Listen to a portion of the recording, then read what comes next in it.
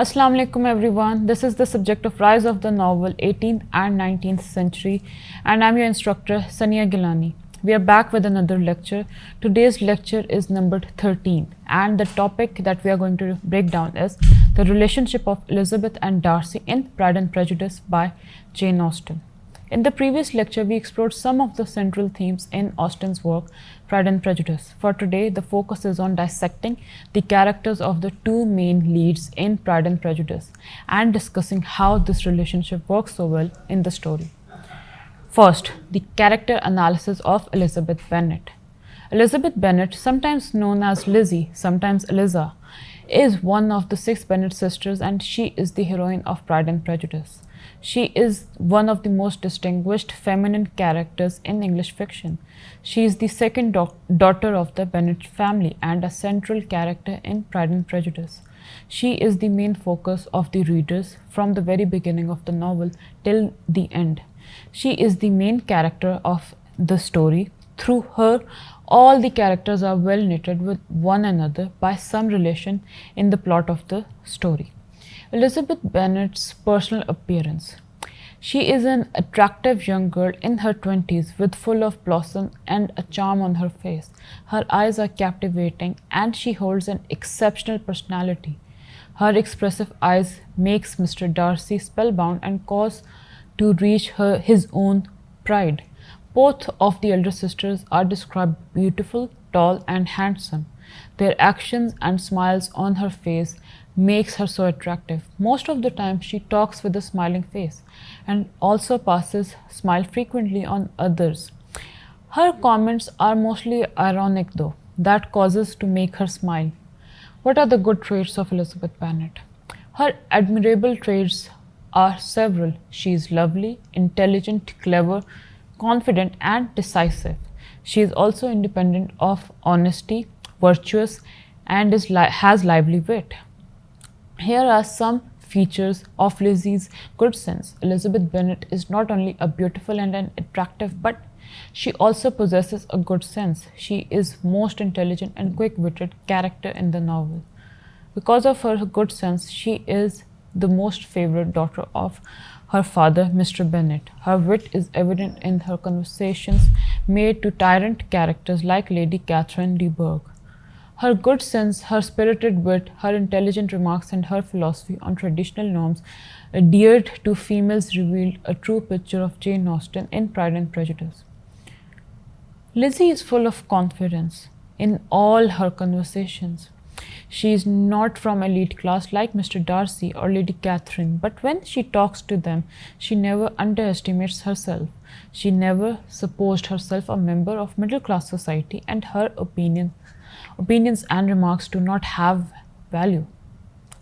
But her confidence and good sense makes her opinions considerable for rich class like Darcy's family. On the other hand, her confidence in her judgments leads to her own prejudice. My courage always rises with every attempt to intimidate me. This is a line directly by Elizabeth Bennet. When it comes to the conversational skills of Elizabeth Bennet, they are remarkable. Her conversations carry deep meaning and she stands with what she says.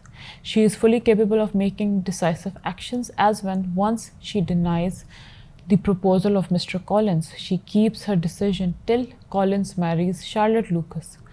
She is well familiar with the talking manners and surprises Lady Catherine by her conversational skills. She makes rich opinions and replies so confidently.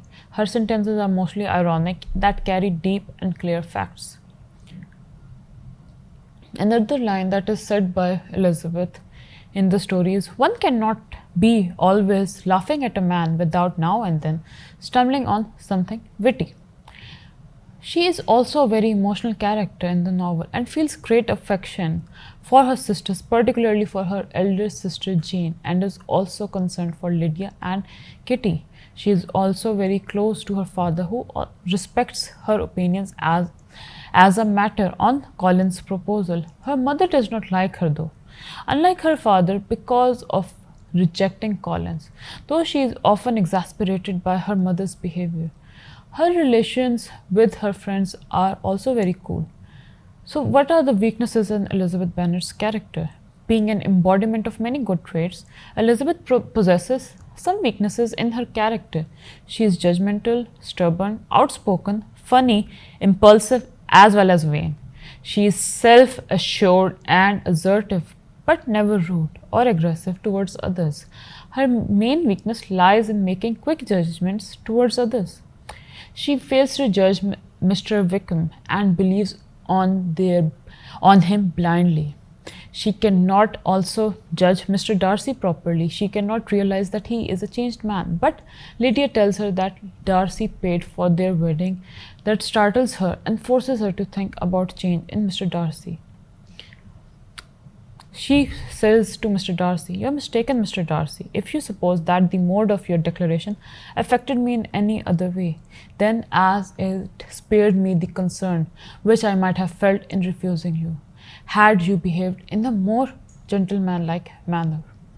Elizabeth's Prejudice. The title of the novel, Pride and Prejudice, depicts two traits that are found in two main characters of the novel, Elizabeth Bennet and Mr. Darcy. The word pride is linked to Mr. Darcy and the word prejudice is linked to Elizabeth Bennet. Elizabeth is not a perfect character because of her faults or because of her fault of prejudice. She is quick in judging herself and others, but often these judgments are merely based on appearance rather than hidden reality, normally based on her strong emotions rather than rational thoughts. The main targets for Elizabeth's prejudice are Wickham and Darcy. At the beginning, she disliked Darcy for the harsh comment made by him to dance with her, where he said, "She is handsome, but not pretty enough to tempt me." But later on, Elizabeth was misguided by Wickham, and she believed on him blindly and could not judge his hidden personality. When Darcy proposed to her, she rejects him and admonishes him with language that no one has ever used with him. She called him arrogant, conceit, selfish disdain of a person, the feeling of others which he ignored. Afterwards, however, she delights in provoking Darcy, and when Wickham makes her mad against Darcy by his fabricated stories to win her sympathies, she is more than ready to believe the accusations made about him. At one moment, Elizabeth states firmly that she does not think Darcy capable of such inhumanity. From the start, she misjudged Wickham by his looks and charm, but could not drive deep into his nature. For the next 20 chapters, she takes Wickham's side regardless of warnings from her elder sister Jane and others, all of whom, ironically, she considers to be prejudiced. Elizabeth's marital philosophy is also very interesting. Here is what Jane Austen wants to reveal through her character. Elizabeth's view on love and marriage are not conventional. Elizabeth Bennet dares to challenge the expected gender norms of 18th century England. Mostly when compared with the other females of the novel, she expresses her opinions openly and without fear, and has the ability to challenge the views of those of superior social standing. She does not like those marriages based upon conventional norms and considering husband as a matter of social and economic survival only. Despite that, despite the forcing of her mother, she rejects two proposals holding good economic fortune. In doing so, Elizabeth rejects traditional norms where females are obliged to marry for financial opportunity. She mainly rejected marriage on the basis of economic security, and what she wants is happiness in marriage. And it could only happen when someone marries for love, not for other interests. Throughout the whole novel, Elizabeth Bennet faced many challenges regarding female gender and social rank, and she never gives up, but she stood with the reality. By Elizabeth Bennet, Jane Austen has created the first feminist in English literature. Next, let's break down the character of Fitzwilliam Darcy. To many modern readers and critics, the great blot of the book is the Austen's portrayal of Darcy. To all appearances, there are two Darcys that we meet in Pride and Prejudice. The Darcy in the first half of the novel, proud, cold, haughty, and unfriendly, and the Darcy of the second half, warm, loving, considerate, and a kind master, hospitable and eager to please. Darcy's pride definitely is the center of the start of the story. His behavior is on first appearance is so terribly rude that few readers can't entirely forgive him for it. He refused to dance and declared audibly that none of the women present were handsome enough for him. She is tolerable but not handsome enough to tempt me. He is disrespectful of the people below him in social status and feels no need to conceal his dislike. He acknowledges his own pride and superiority and his selfishness in caring for none beyond his own family circle and thinking mainly of all the rest of the world. In Netherfield, he tells Elizabeth, "My opinion once lost is lost forever." And finally, his proposal to Elizabeth at Hunsford parsonage is more expressive on the subject of pride than of tenderness. Darcy has a superior moral nature. Darcy definitely feels proud in the beginning. Some of his coldness and reserve may be at least attributed to his excessive shyness and his awkwardness in the company of strangers at the large ball. Also, Darcy's pride is to be seen as something other than mere snobbishness. As Catherine Lucas points out, Darcy does have much to be proud of,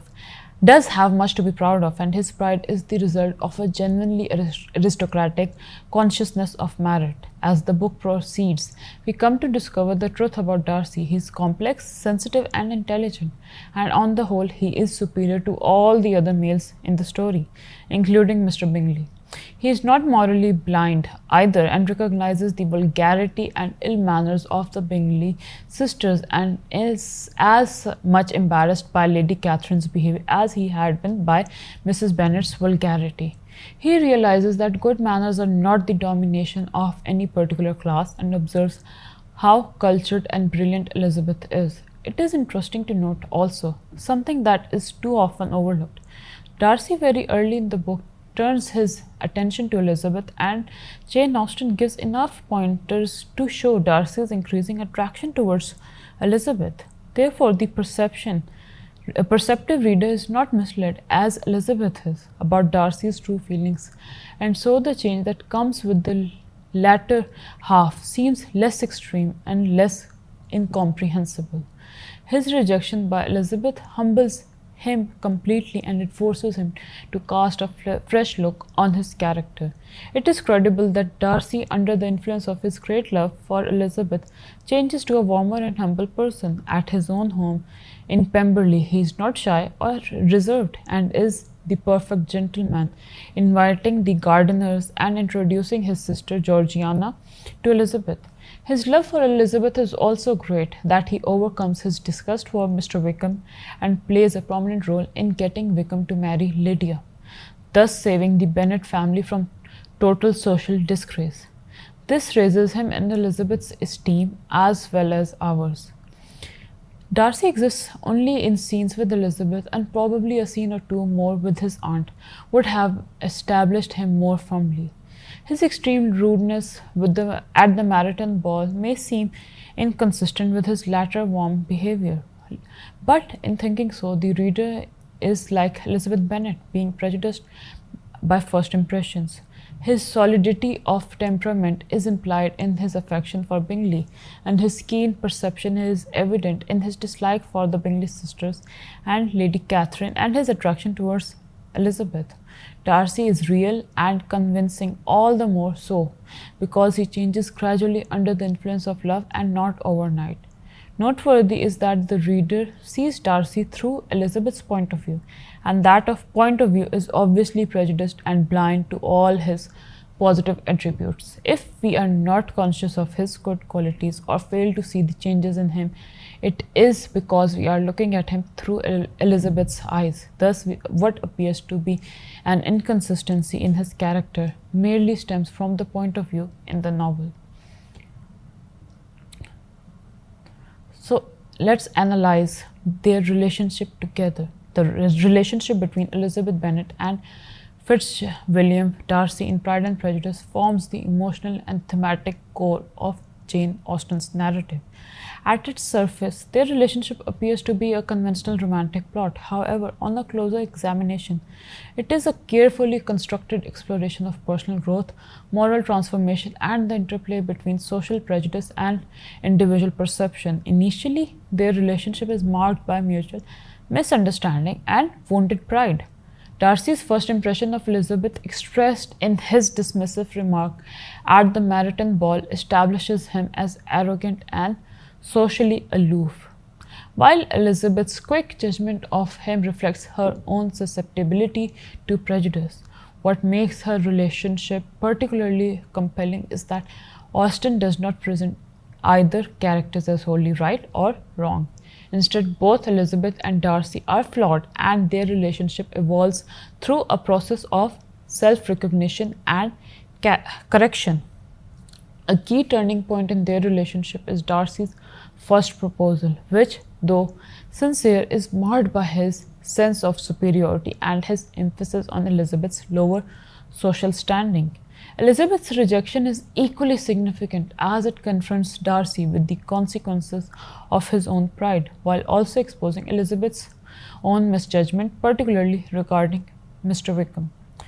This moment of emotional and moral crisis becomes the catalyst for transformation in both the characters.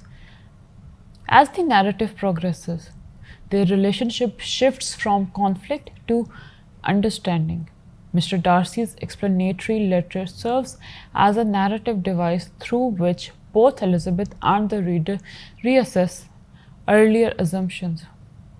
Elizabeth's gradual realization, "Till this moment, I never knew myself," marks a crucial moment of self awareness, indicating that her prejudice was as limited as Darcy's pride.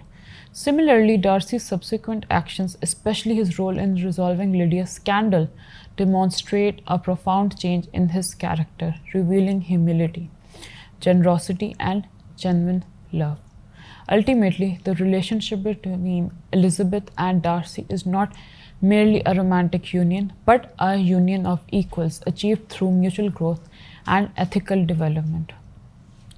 Jane Austen challenges the conventional marriage norms of her time by presenting a relationship based not on economic conventions or social obligation, but on respect, understanding, and emotional compatibility. In this sense, their relationship becomes a model of what an ideal partnership should be, one that requires both self reflection and willingness to change. Thus, Elizabeth and Darcy's relationship stands as a central vehicle through which Jane Austen critiques social hierarchies, explores human fallibilities, and affirms the possibility of personal transformation. It is this dynamic interplay of pride, prejudice, and eventual self-knowledge that elevates this story from a simple romance to a profound commentary on human relationships and society. To conclude, the relationship between Elizabeth Bennet and Mr. Darcy in Pride and Prejudice evolves from mutual disdain based on first impressions and pride to mutual self-respect and love. Darcy's initial snobbery is countered by Elizabeth's prejudice against him, leading to personal growth and eventual marriage following the overcoming of social differences, social propriety, and misconceptions. That is all for today's class, in which we discussed some major themes, particularly the two central themes of the story. And I hope you understood today's topic. Till next time, Allah Hafiz, and see you guys soon.